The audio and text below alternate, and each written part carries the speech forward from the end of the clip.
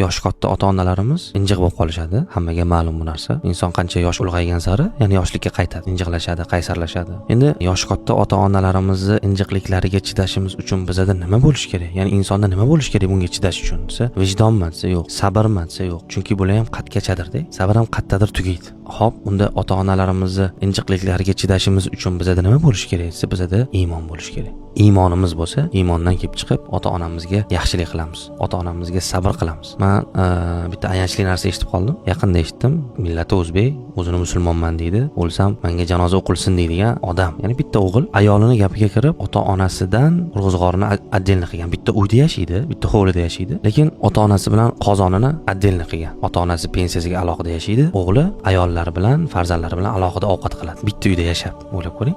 Shu narsaga borgan. Keyin ota-ona aytganki, unga senga og'irligimiz tushibdi shekil. Bir uyga chiqib ketaylikmi, arendaga topib. Yoshimiz katta bo'lib qoldi. Seni qiynab qo'yamizmi, bolam desa, u bola nima debdi? Ertasi kuni kelib, nima qildinglar? Uy topdinglarmi, chiqib ketasizlarmi debdi-da. Shunaqa bir g'azablandim, shunaqa achindim shunaqa farzandga. Men nima degan bo'lardim shunga? Ota-onangga qilgan muomalangni hech qachon unutmagin. Mabodo unutib qo'yadigan bo'lsang, xotirjam bo'lgin. Senga farzandlaring bir kun eslatadi. Ota-onangga qilgan muomalangni farzandlaring albatta senga qiladi va albatta farzandlaringdan ko'rasan.